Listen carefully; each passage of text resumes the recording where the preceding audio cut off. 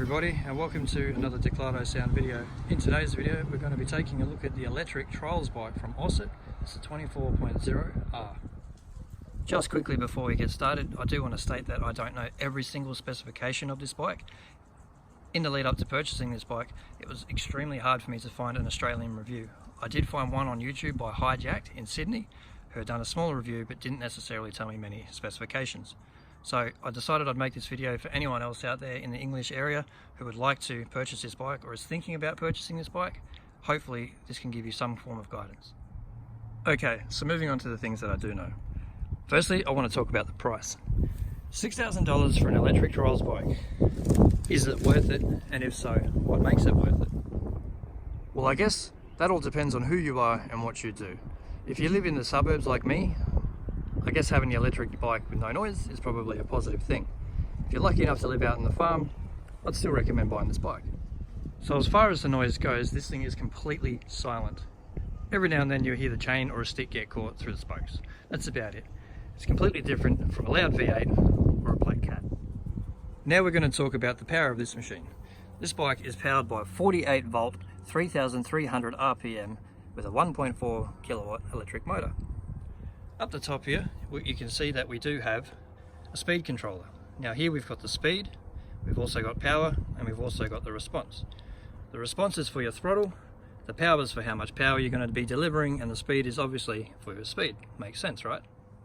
Now if you're like me, you're going to think that you're going to turn all these dials completely to the opposite direction from where they are now, maintaining maximum power, speed, and response. Although the first day I did that, that's what happened. This bike is very, very responsive. Although the responsive knob would be turned completely all the way to the left, which means it's down, it is still very responsive. This bike is also competition legal, therefore having all your settings completely turned up like so, this is what you're asking for. If you've purchased one of these bikes and you're new to the whole trials thing, I would highly recommend riding this bike in the yellow section. Like I said earlier, I turned it all the way up thinking I've ridden dirt bikes all my life, I could handle this electric thing, and I put a nice neat scratch on the back of my bike. Now this bike is also competition legal, therefore if you're in the market for something not quite as heavy as a fueled bike, but you still want to stay into this, I would highly recommend the Oset 24.0R. The tyre and rims, chain and sprocket, hubs and rear disc brakes are 100% motorcycle parts. Now, in saying that, I know there's a lot of people out there that can ride around on a motorcycle and somehow manage to smash a rim into pieces. I don't think that's going to happen with this particular bike. The frame is extremely tough. I was very, very surprised on how tough this aluminium frame actually was. I personally feel like I could run this thing over with a Land Cruiser and it wouldn't even put a dent in the metal. Now, the swing arm is also separate from the frame, which is another thing that I like. It also gives you maximum bounce, and that back tyre can easily scrub that back guard. You've got maximum clearance. Up in the pilot seat, we have Oset grips, SRAM levers, Level TH hydraulic brakes, Oset Bikes Australia handlebars, and Oset racing forks. As you can see here, we have a 51.8 volt battery.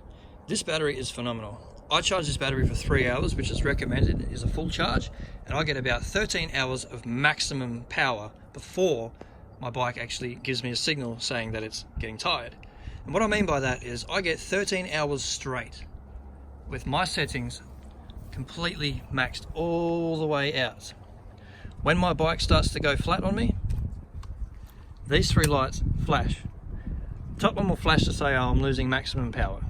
The second one flashes saying, okay, I'm pretty well on my last legs. The bottom one here. Now, when the first time I seen the bottom light flash, I figured, bugger, fun's over now, I should probably go and charge the bike. I still got another 6 hours of fun, not maximum powered fun, but with fun for 6 hours on a complete dead battery. The battery is very simple to maintain and charge. As you can see here, I've just come back for a ride, so mine's a bit dusty at the moment. On the other side there is where you disconnect to charge your bike. I'll also give you guys a quick little look at the electronics.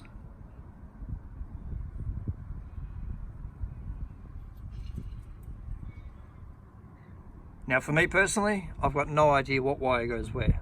Maybe one of you guys do, maybe it's pointless. you can be the decider in the comments.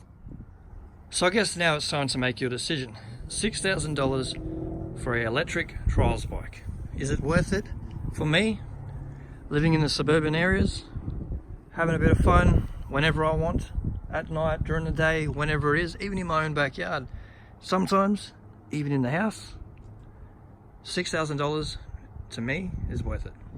Now if you're a crazy meathead and you prefer a 252 stroke or a 450 4-stroke power ratio, this bike is definitely not for you. Now I've ridden 2 strokes, I've ridden 4 strokes, I've ridden R1. This bike has no comparison to that. They're totally different sports, as you'd know if you're actually in the market for a trials bike. This bike is simply made to bop up and down things. However, if you're somebody who likes jumping over things and trying to get through obstacle courses and making life hard with fun at the same time, sitting on the back wheel, this bike is happily, greatly going to do that for you. So there you have it, guys. I hope this video in some way helped you make your decision whether or not to purchase one of these bikes. I would highly recommend it, but then again, like I said, my circumstances may be a little bit different from yours. Even if you do had some farm and some acreage of your own and you do want to get into these trials bikes, or even if you wanted to be competitive on one of these bikes, you can do that with the electrics. They're a lot easier, they're a lot more fun. You do have your front brake and your rear brake up on the handlebars, which I don't necessarily like. I'd much prefer to have it like a motorcycle and have the rear brake down on the peg, but it is what it is. The only other downfall with this bike I can work out is the accessories are extremely hard to find, going from whether it's sticker kits, rims, tires, bits and things like that. So if you go break something, it could be a little bit of a pain in the backside to get your hands on it. Although if you go and visit oset.australia.com.au, everything is on that website. Well, there you have it, guys. Thank you very, very much for watching. Don't forget to drop a comment, leave a like and subscribe. Until next time, take care.